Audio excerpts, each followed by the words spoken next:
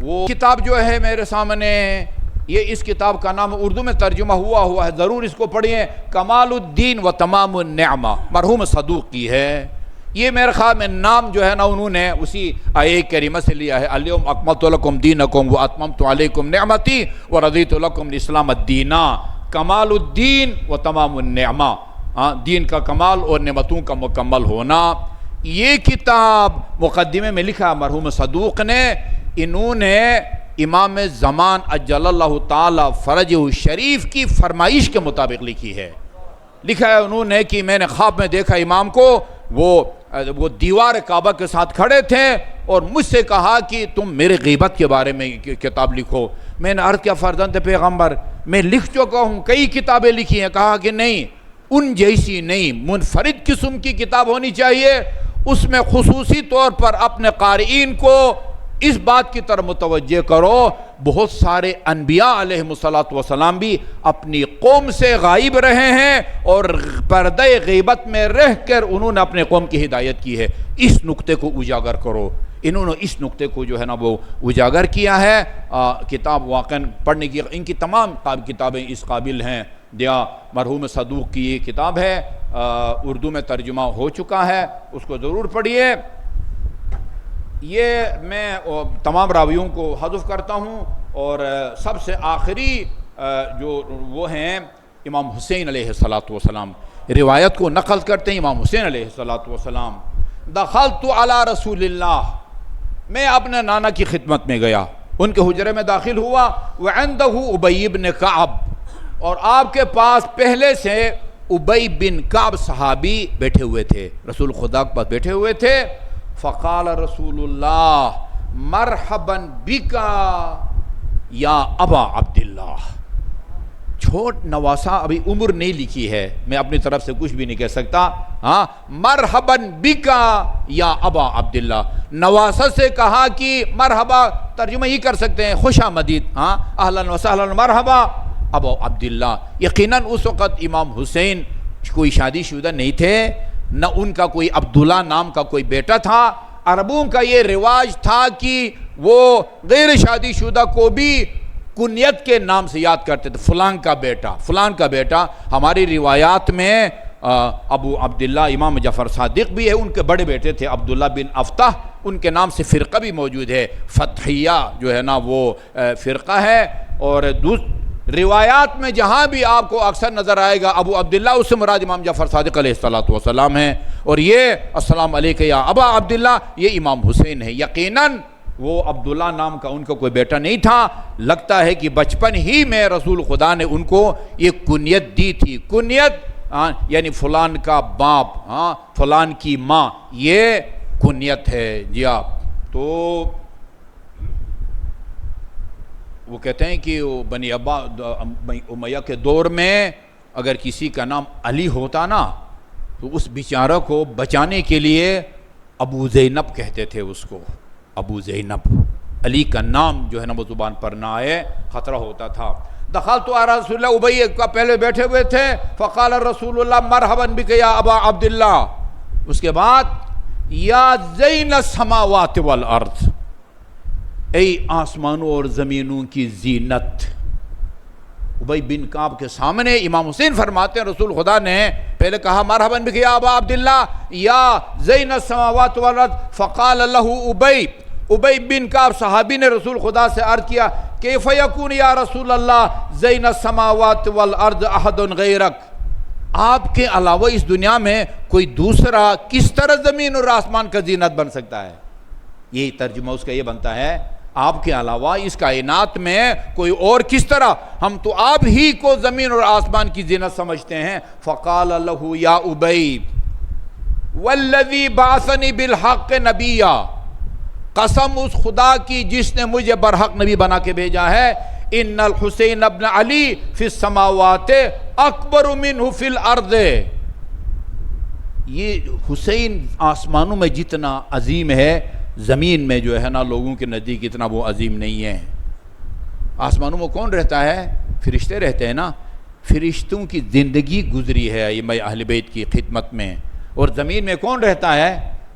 وہ بھی زمین پر رہتے ہیں نا جنہوں نے امام حسین کو شہید کیا، وہ بھی اسی زمین پر رہتے ہیں جنہوں نے امام حسن مجتبیٰ کو اپنے نانا کے جوار میں دفن کرنے سے روکا۔ وہ جتنا احترام اور تکریم آسمانوں میں حسین کی ہے، اتنی تکریم وہ زمین میں بھی نہیں ہے۔ تم تعجب نہ کرو اگر میں نے نواسے کے لیے زین السماوات والارض کا لفظ استعمال کیا ہے۔ جی ہاں، فَإِنَّهُ مَكْتُوبٌ بَيْنَ الْعَرْشِ، یہ روایات عام طور پر آپ کو سنائی جاتی ہے، اور محرم کے آغاز میں یا ہمیشہ امام بارگاہوں کے در دیوار پر یہ روایت لکھی جاتی ہے۔ یہ اسی طولانی روایت کا حصہ ہے، شاید پوری روایت آپ کو میں آج سنا بھی نہ سکوں۔ فرمایا یہ زمین فَإِنَّهُ مَكْتُوبٌ عَنْ يَمِينِ الْعَرْشِ، عرش کے دائیں طرف یہ لکھا ہوا ہے مصباح ہاد، مصباح الہدا کہیں یا مصباح الہاد۔ مصباح الہدا کا ترجمہ بنتا ہے ہدایت کا چراغ، مصباح الہاد کا ترجمہ بنتا ہے وہ چراغ جو ہادی ہو۔ دونوں کا مطلب جو ہے نا وہ ایک ہے۔ آپ چونکہ مصباح الہدا سے زیادہ مانوس ہیں، یہ تعبیر شاید آپ کو عجیب لگے، مطلب دونوں کا ایک ہے۔ مصباح الہدا کہیں ہدایت کا چراغ، یا وہ چراغ جو کہ ہادی ہے، آپ کو حق کا راستہ دکھاتا ہے۔ وہ سفینۃ نجات، اور نجات کی کشتی ہے۔ امام غیر وہن، ایک فضائل کا نفسیانی جو ہے نا وہ یعنی فضائل کا ایک سمندر ہے۔ امام ہے، ایسا امام ہے جو کمزور نہیں ہے، بچپنا ہے، غیر وہن، ایک امام ہے جو کبھی بھی جو ہے نا وہ مخالف کے سامنے کمزوری نہیں دکھاتا۔ غیر وہن و عز و فخر، عزت اور فخر کا امام ہے۔ کوئی بیٹھ کے جو ہے نا وہ ان جملوں کی تفسیر کرے، کوئی باصلاحیت عالم دین بھی ہو اور اردو ادیب بھی ہو، کوئی کمزور جو ہے نا وہ امام نہیں ہے، اور یہ عزت اور فخر کا امام ہے۔ وَبَحْرُ عِلْمٍ، یہ علم کا سمندر ہے، بچپنا ہے، بچپنا علم کا سمندر ہے۔ جی علماً و ذخر، جی فَلِمَ لَا يَكُونُ كَذَلِكَ، بریکٹ میں ہے وَلِمَ لَا يَكُونُ ذَلِكَ، اس کو کیوں نہ زمین اور آسمان کا زینت جو ہے نا وہ کہا جائے۔ وَإِنَّ اللَّهَ عَزَّ وَجَلَّ رَكَّبَ، یہاں سے 12 اماموں کا سلسلہ شروع ہوتا ہے۔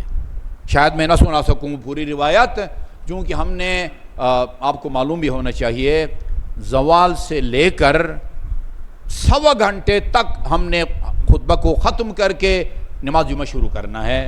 اس سے زیادہ دیر ہوتی ہے تو پھر جمعہ کی شرعی حیثیت جو ہے وہ مشکوک ہو جاتی ہے، ٹھیک ہے نا۔ میرا خیال میں آج کل 12:07 پر اذان ہوتی ہے، تو کتنے بجے تک 1.25 گھنٹے ہوں گے؟ 1:22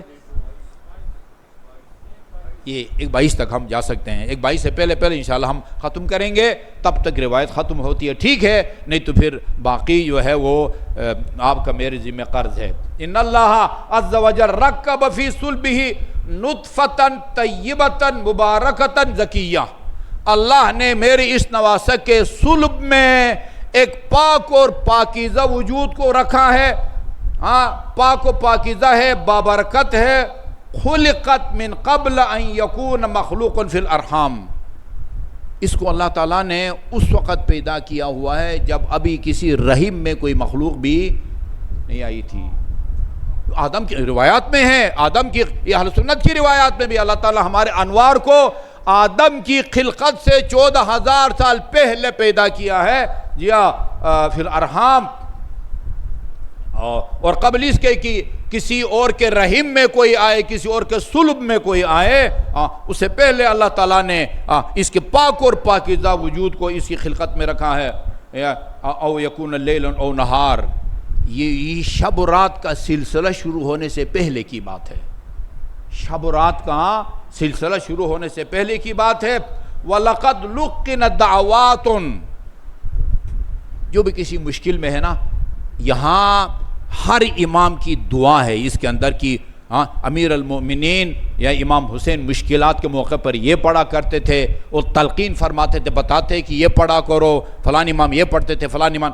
وَلَقَدْ لُقِّنَ دَعْوَاتٌ، اس کو تلقین کا مطلب ہوتا ہے تفہیم، سمجھانا۔ یہ جو مرحوم کو قبر میں رکھ کے تلقین پڑھتے ہیں نا، مٹی ڈالنے سے پہلے اور دوسری دفعہ مٹی ڈالنے کے بعد. تلقین کا مطلب یعنی تفہیم. لقنا فہم کے معنی میں آتا ہے. لقنا دعواتن، اس ہستی کو کچھ ایسی دعائیں تلقین کی گئی ہیں، خدا کی طرف سے اس کو ایسی دعائیں تعلیم کی گئی ہیں. ما یدعو بہن مخلوق الا حشرہ اللہ عز وجل معہ، جو بھی ان دعاؤں کو پڑھے گا اللہ اس کو حسین کے ساتھ مشہور فرمائے گا. خدا نے اس حسین کو وہ دعا تعلیم فرمائی ہے کہ جو بھی اس دعا کو پڑھے گا اللہ تعالیٰ اس کو حسین کے ساتھ مشہور فرمائے گا. اور وَكَانَ شَفِيعَهُ فِي آخِرَتِهِ، اور روز قیامت حسین اس کے لیے شفاعت کرنے والوں میں ہوں گے. وَفَرَّجَ اللَّهُ عَنْهُ كَرْبَهُ، اس کی ہر مصیبت مشکل کو اللہ تعالیٰ ٹالے گا، حل فرمائے گا. وَقَضَى بِهَا دَيْنَهُ، مقروض ہے تو اس کے قرض بھی ادا کرے گا اس دعا کے نتیجے میں. وَيَسَّرَ أَمْرُهُ، اس کے مشکلات کو آسان فرمائے گا. یا وَأَوْضَحَ سَبِيلَهُ، اس کے لیے راستے واضح فرمائے گا. قَوَّاهُ عَلَىٰ عَدُوِّهِ، دشمن کے خلاف اس کو طاقتور بنا دے گا. اللہ اس کو دشمن کے خلاف طاقتور بنا دے گا. وَلَمْ يَحْتِقْ سِتْرَهُ، کبھی بھی جو ہے نا اس کی آپ کہیں کہ بے عزتی نہیں ہوگی، اس کی حد کی حرمت نہیں ہوگی، ہمیشہ اس کی عزت ناموس وہ محفوظ رہے گی. فقال ابی نے کہا یا رسول اللہ یہ تو بڑی قیمتی دعا ہے. وہ کون سی دعا ہے؟ قال ابی وما هذه دعوات یا رسول اللہ، یہ کون سی دعا ہے؟ فرمایا قال تقول اذا فرغت من صلاتك وانت قاعد، نماز سے فارغ ہونے کے بعد بیٹھے ہوئے، کھڑے ہو کے نہیں یا چلتے ہوئے نہیں. تقول بعد فرغت من صلاتك، اپنی نماز سے فارغ ہونے کے بعد بیٹھے ہوئے حالت میں یہ پڑھا کرو. یہ دعا اللہ نے میرے نواسے کو اس مرحلے میں تعلیم فرمائی ہے. اللہم انی اسألک بکلماتک ومقاعد عرشک وسکان سماواتک وانبیائک ورسولک ان تستجیب لی. ان کا واسطہ دیتا ہوں کہ تو میری دعا کو قبول فرما، حاجت روائی فرما. فقد رحقنی من امر عسر، ایک مشکلات میں گویا گھرا ہوا ہوں. فاسألک، میں تجھ سے سوال کرتا ہوں. یہ میں نے امام رضا علیہ السلام کی روایت آپ کو سنائی تھی نا. وہ جب مامون نے وہ آپ کی وہ جو مجلس درس تھی نا اس کو منتشر کیا، لوگوں کو بھی بھگایا اور آپ کو بھی بلا کے آپ کی توہین کی. ادھر بھی آپ نے پہلے تعالیٰ کی حمد و ثنا کی تھی، پھر جو ہے نا ان الفاظ میں محمد اور آل محمد پر صلوات بھیجی تھی. اللہم صل علی من شرفت صلاۃ بالصلاۃ علیہ، خدایا اپنے اس حبیب پر صلوات بھیج جس پر صلوات کی وجہ سے تو نے صلوات کو عزت اور سر بخشا ہے. جی اس کے بعد پھر اپنی حاجت بیان کی تھی. یا علی فَأَسْأَلُكَ أَن تُصَلِّ عَلَى محمد، یہ اللہ تعالیٰ کی پہلے حمد و ثنا کی ہے. خدایا میں تجھ سے سوال کرتا ہوں کہ محمد اور آل محمد پر درود بھیج، اور اس کے بعد وَأَن تَجْعَلَ لِي مِنْ عُسْرِي يُسْرًا، میری مشکل کو آسان فرما. ان اللہ، ہاں جو یہ پڑھے گا ان اللہ یسہل امرک، اللہ تیرے مشکلات کو آسان فرمائے گا. وَيَشْرَحُ لَكَ صَدْرَكَ، شرح صدر تجھے عطا فرمائے گا. جو رسول خدا کے بارے میں ہے الم نشرح لک صدرک، تیرے دل میں جو ہے نا اللہ تعالیٰ وہ کشائش عطا فرمائے گا. وَيُلَقِّنُكَ شَهَادَةً لَا إِلَهَ إِلَّا اللَّهُ عِنْدَ خُرُوجِ رُوحِكَ، اور جب تیری روح اس جسد خاکی سے نکل رہی ہوگی، جس وقت انسان کو شیطان وقت آخر گمراہ کرنے کی کوشش کر رہا ہوتا ہے، اس وقت جو ہے وہ اللہ تعالیٰ یہ کلمہ توحید زبان پر جاری کرنے کی توفیق عطا فرمائے گا. ان دعاؤں کی یہ جو ہے نا وہ یہ برکت ہے. یہ ابھی سلسلہ جاری ہے، ٹائم بھی ختم ہو گیا ہے. اعوذ باللہ من الشیطان الرجیم، بسم اللہ الرحمن الرحیم. قل هو اللہ احد اللہ الصمد لم یلد ولم یولد ولم یکن لہ کفوا